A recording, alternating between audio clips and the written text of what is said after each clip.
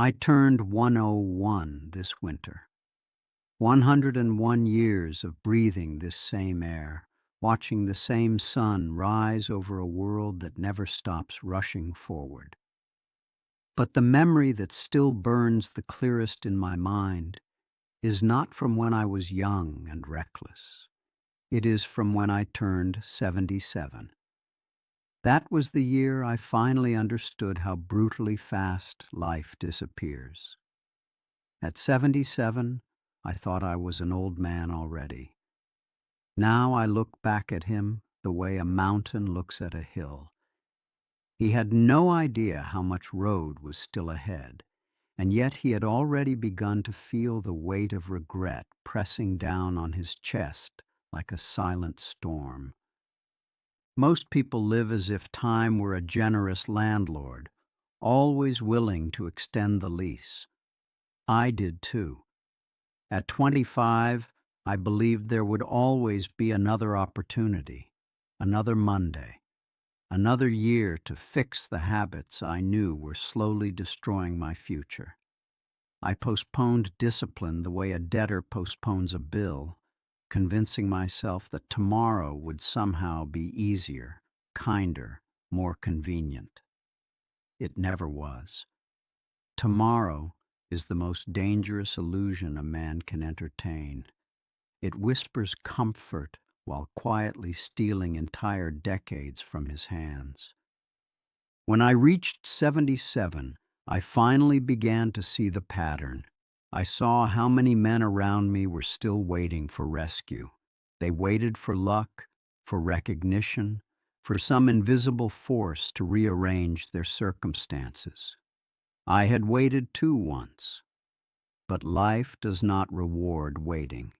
It rewards movement. The harsh truth is that no cavalry is coming over the hill. No one will fight the battles that belong to your name. If your life is disordered, you must be the one to bring it into alignment. Responsibility is not a burden placed upon you by society. It is the price of owning your own destiny. Of course, there are storms no man can command. You cannot dictate the tides of the economy. You cannot force another human heart to remain loyal. You cannot guarantee that effort will always produce applause. What you can command with absolute authority is your response. This realization became the cornerstone of my later years. I learned that perception is not merely interpretation, it is architecture. The lens through which you see the world determines the structure of the life you build. A man who sees only injustice becomes bitter. A man who sees challenge becomes stronger. At 77, my body had already begun sending me letters of warning. Stiff mornings, knees that argued with the weather, a back that reminded me of every careless choice I had made in my youth. Standing here now at 101, I can tell you that physical neglect is a debt that compounds with merciless interest. Youth convinces you that vitality is permanent. Age teaches you that it is a temporary loan. If you do not honor it, it will be repossessed without negotiation. That year was also when I realized how discipline, which I once feared as confinement, was in fact liberation. Freedom is not doing whatever you feel in the moment. Freedom is having built a life strong enough to withstand the moments when you feel weak. And that understanding marked the true beginning of my wisdom. By the time I crossed into my 80s, I had started to catalog the lessons that life had carved into me with a steady, patient hand. Not the soft lessons you read in greeting cards, but the hard ones that leave scars beneath the surface. I began to understand that the greatest tragedy is not failure. Failure, at least, proves that you tried. The greatest tragedy is drift. the slow, unconscious surrender of your days to distractions that feel harmless while they are quietly hollowing out your future. When I was 25, I mistook busyness for progress. I filled my schedule with noise, with errands, with conversations that went nowhere, with ambitions that had no spine. I told myself I was working on things. In truth, I was avoiding the difficult, focused effort that real growth demands. At 77, I finally admitted that productivity is not measured by how tired you are at the end of the day. It is measured by whether you moved one meaningful inch closer to the man you claim you want to become. Consistency became my late life religion. I discovered that greatness is rarely a thunderclap. It is a slow sunrise. The men who eventually surpass you are not always smarter or more talented. They are simply more faithful to their routines. They show up on the mornings when motivation has gone missing. They keep going when applause is nowhere to be heard. They understand that discipline is a contract you sign with your future self. Break it often enough, and your confidence dissolves like mist in the heat. Money was another truth that revealed itself without sentiment. In my youth, I swung between two dangerous extremes. At times, I worshipped money, believing it would solve every insecurity gnawing at my spirit. At other times, I dismissed it, repeating noble-sounding phrases about how happiness could not be purchased. Both attitudes were childish. Money is not salvation, but it is also not irrelevant. It is a tool, and like any tool, its value depends on the hands that wield it. I watched marriages fracture under the quiet strain of unpaid bills and unspoken fear. Financial instability does not merely threaten comfort. It erodes respect. It transforms small disagreements into bitter conflicts. When survival feels uncertain, tenderness becomes a luxury few can afford. That is why I tell young men now, build your capacity before you build your lifestyle. Invest in your competence, your adaptability, your ability to solve problems that others cannot. You are the only asset that cannot be taken from you by market crashes or changing trends. Yet for all my efforts to provide, there was a season when I confused provision with presence. I worked long hours under the banner of responsibility, convinced that the sacrifices I made were acts of love. I paid for school trips and Christmas mornings filled with expensive boxes. But I missed the small, sacred moments that form the true architecture of family. I missed bedtime stories. I missed the way my son's voice sounded when he first tried to sing. I missed the quiet pride in my daughter's eyes when she brought home a drawing she had made just for me. It took me decades to understand that children do not measure love in currency. They measure it in attention. They remember whether you listened. They remember whether you looked up from your worries long enough to see them becoming who they were meant to be. A career will move on without ceremony the moment you are no longer useful. Your family, however, will carry the echo of your absence long after the office lights have dimmed. Health, too, demanded its reckoning. In my 40s and 50s, I treated my body as though it were indestructible machinery. I fueled it poorly, rested it rarely, and expected it to perform without complaint. The consequences did not arrive overnight. They arrived gradually, like cracks spreading through a foundation. At 77, I would have given anything, any possession, any accolade, for the effortless strength I once squandered. By 85, I understood that vitality is the silent partner behind every ambition. Without it, even the brightest dreams feel heavy. So I began to move differently. I walked not just for exercise, but for gratitude. I ate not merely to satisfy hunger, but to honor the years I still hoped to inhabit. I learned that caring for the body is not vanity, it is stewardship. You are entrusted with this vessel for a limited voyage. Neglect it, and the journey shortens. Respect it, and you may discover horizons you never imagined. Another lesson that matured in my later decades was the courage to begin again. I met men in their 30s who spoke as though their fate had already been sealed. They talked about missed chances as if they were gravestones. I met men in their 40s who had resigned themselves to mediocrity because reinvention felt uncomfortable. I even met men in their 60s who believed growth was a privilege reserved for the young. They were all mistaken. The human spirit does not retire unless you instruct it to. At 77, I watched an old friend change careers entirely. He studied at night with the stubborn determination of a student half his age. Within a few years, he had built a second life more fulfilling than his first. That example shook me awake. It proved that the boundaries we fear are often self-drawn.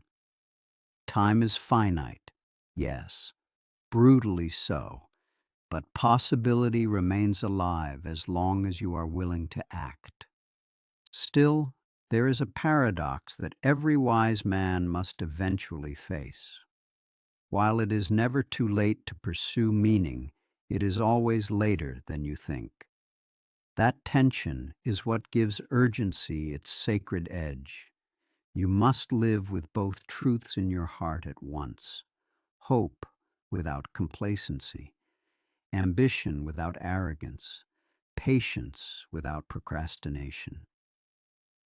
As I moved deeper into my 80s, I began to see life less as a series of achievements and more as a mosaic of moments. The laughter shared over simple meals, the quiet satisfaction of finishing honest work, the rare luminous feeling of being exactly where you are supposed to be.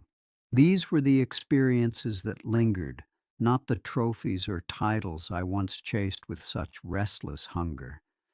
If there is one lesson that took me almost a century to fully embrace, it is this: meaning is not found at the end of the road. It is found in the way you walk it. When a man passes 90, he begins to notice something peculiar about memory. It does not preserve events in neat chronological order. It keeps what mattered. Entire years of routine dissolve into mist, while a single afternoon of courage or a single night of regret can remain painfully vivid. By the time I reached that age, I understood that life is not measured in calendars. It is measured in decisions, quiet decisions, often made when no one is watching, that shape the direction of decades. One of the most dangerous habits I carried from youth into middle age was comparison. I wasted precious energy looking sideways at other men's progress instead of forward at my own path. At 25, I felt behind. At 35, I still felt behind. At 50, I was exhausted from running races that were never mine to begin with. It took me until 77 to recognize that comparison is a thief with impeccable manners. It enters your mind politely, disguised as ambition, and leaves having stolen your contentment. The truth is that every life unfolds according to a rhythm that cannot be duplicated. Some men rise early and fade quickly. Others struggle in obscurity for years before finding their stride. The only meaningful competition is with the person you were yesterday. When I finally accepted that, a quiet confidence began to replace the restless anxiety that had haunted my earlier decades. I stopped measuring my worth by applause and started measuring it by alignment, the simple, honest alignment between my actions and my values. Regret, however, remained a persistent teacher. I regret the friendships I allowed to wither because pride made reconciliation feel like defeat. I regret the grudges I nurtured as though they were proof of strength. They were not. They were weights tied to my own ankles. Carry resentment long enough, and you will discover that it poisons the one who holds it far more than the one it is directed toward. In my later years, I learned the rare skill of letting go, not in the passive sense of surrendering ambition, but in the active sense of releasing what no longer serves your growth. Forgiveness is often misunderstood as weakness. In reality, it is an act of self-preservation. It frees your mind to focus on building rather than brooding.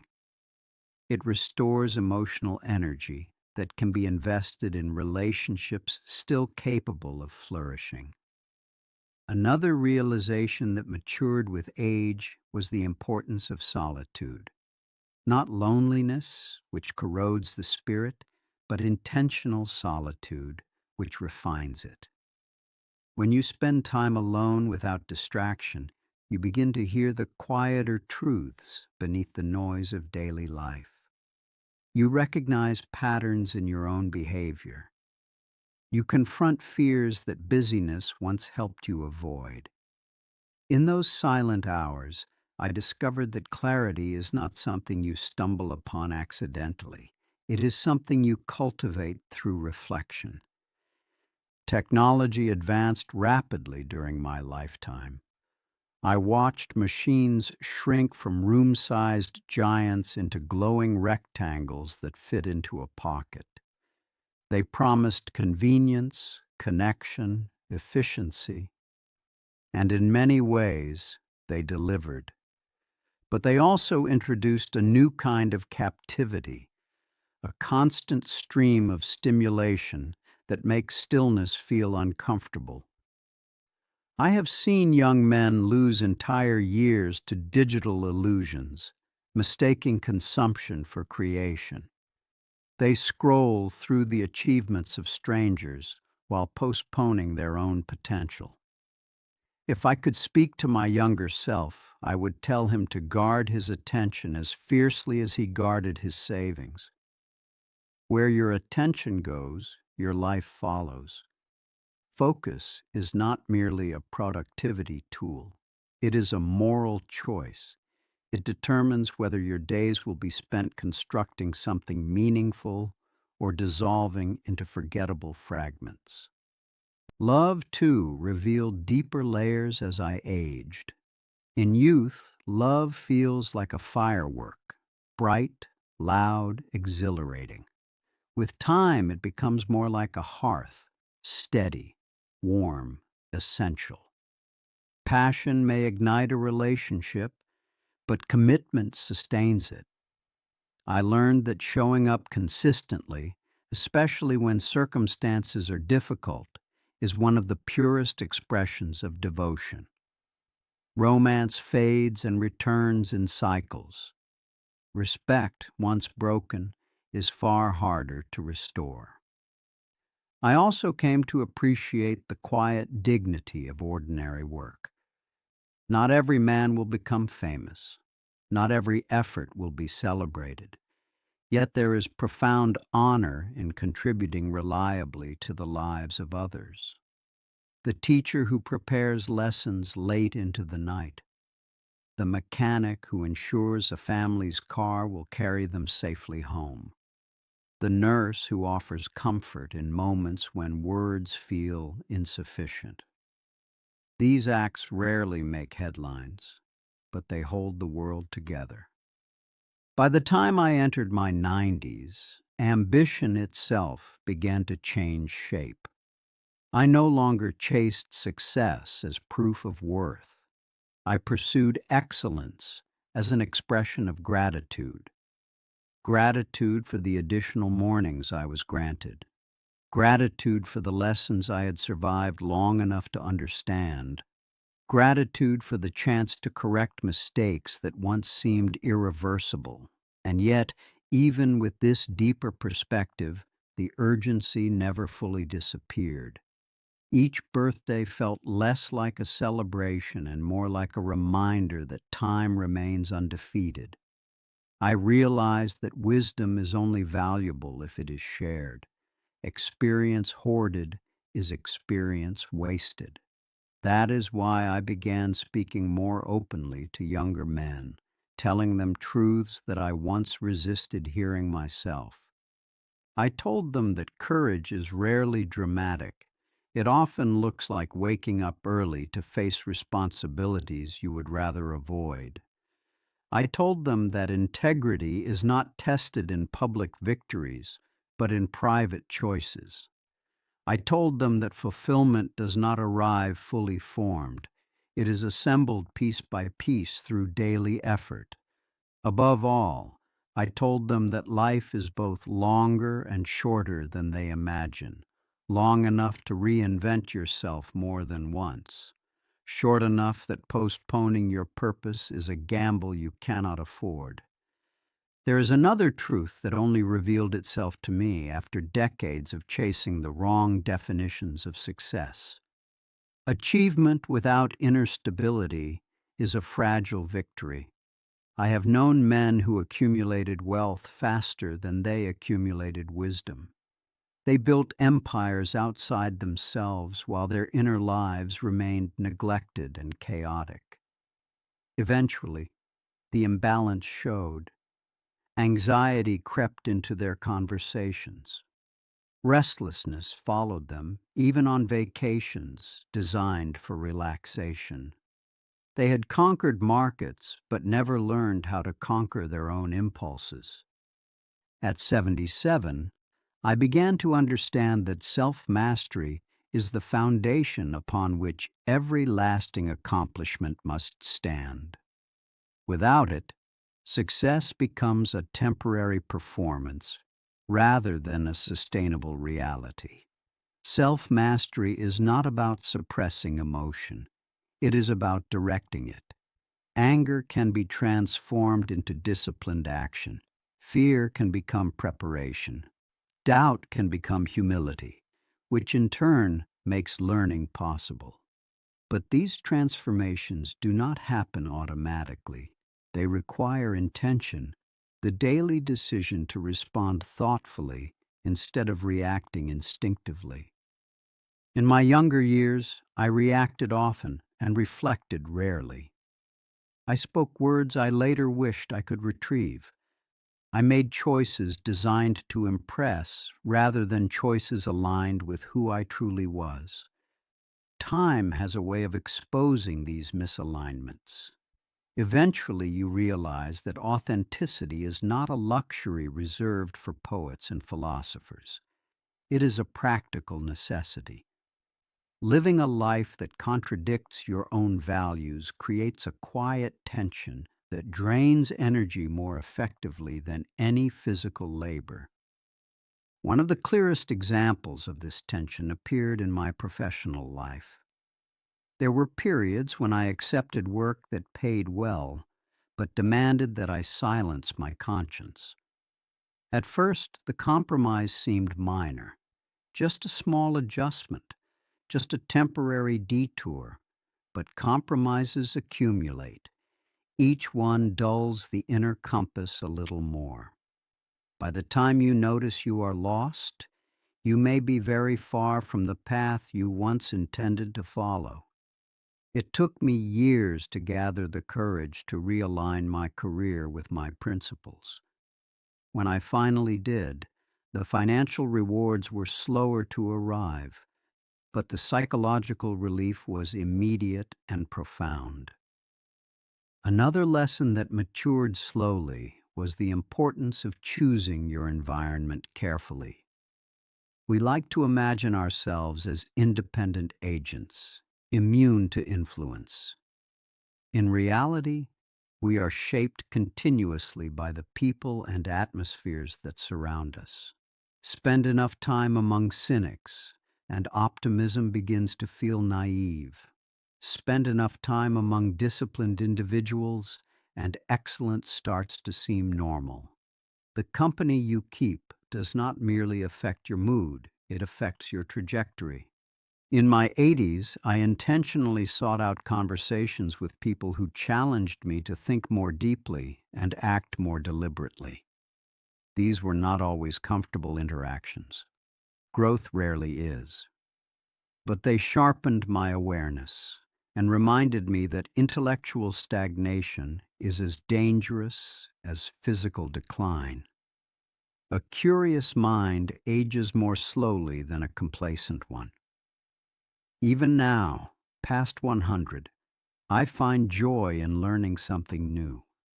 It reinforces the belief that life remains expansive as long as your willingness to explore remains intact. There is also the matter of courage in the face of uncertainty.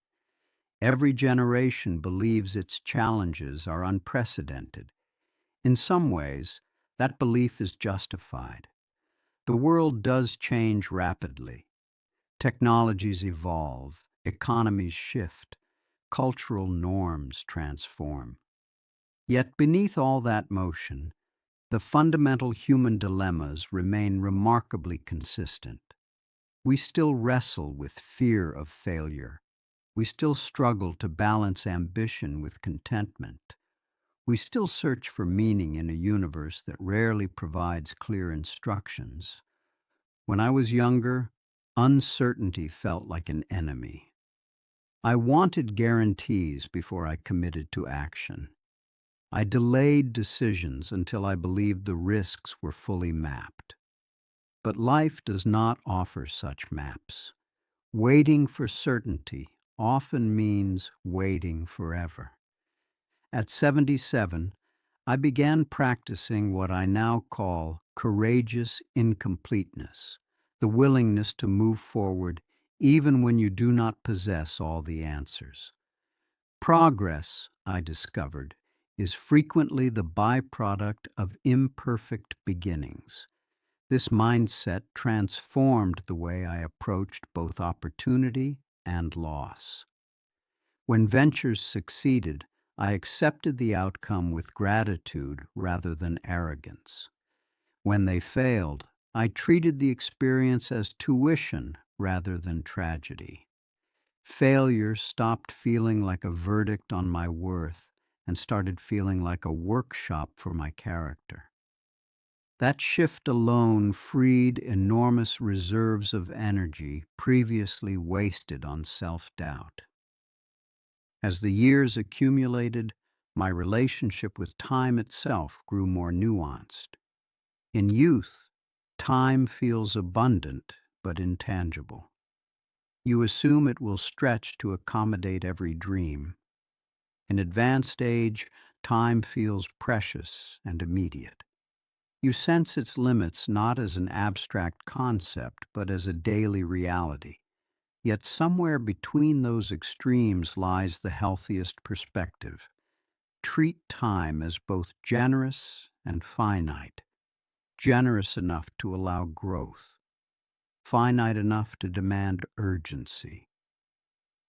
Looking back now, I see that the men who lived most fully were not those who avoided mistakes. They were those who remained adaptable.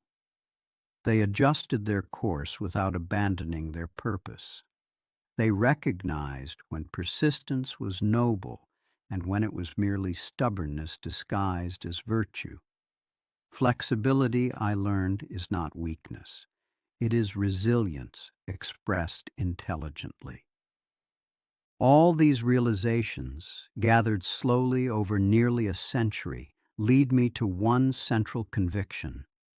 A meaningful life is not discovered accidentally.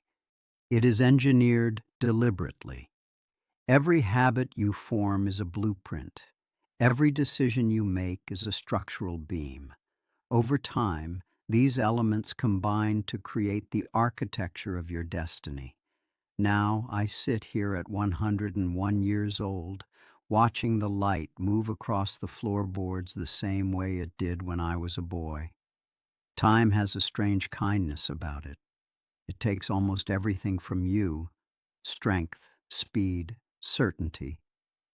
And yet, if you survive long enough, it gives you perspective. And perspective is the one gift that can still change a life, even when that life is almost fully lived. If you have listened this far, then you are already ahead of the man I once was. I did not receive these lessons neatly packaged. I earned them through mistakes that cost me years I can never reclaim. I learned them in hospital waiting rooms, in quiet drives home after failed ventures, in the silence of evenings when success felt hollow because I had no one left to share it with. Wisdom is rarely born from comfort. It is forged where disappointment meets reflection. But here is the miracle you must understand. You do not have to repeat my timeline. You do not have to wait until your hair turns silver or your hands begin to tremble before you choose to live deliberately. The power of awareness is that it collapses decades into a single decision. The moment you accept full responsibility for your direction, your life begins to reorganize itself around intention rather than impulse. Do not misunderstand me. There will still be setbacks. You will still doubt yourself. You will still face mornings when discipline feels heavier than regret. But if you keep moving, steadily, honestly, relentlessly, you will build a life that can withstand the erosion of time. You will create memories that warm you instead of haunt you. You will look back, as I do now, not with bitterness, but with a quiet, earned peace. So start today, not tomorrow, not when conditions improve, not when fear finally disappears. Fear never disappears. Action simply becomes stronger. Protect your health as if it were treasure. Guard your attention as if it were currency. Invest in your character as if it were the only asset that truly compounds. One day, if you are fortunate, you will reach an age where the world grows softer and the past grows louder.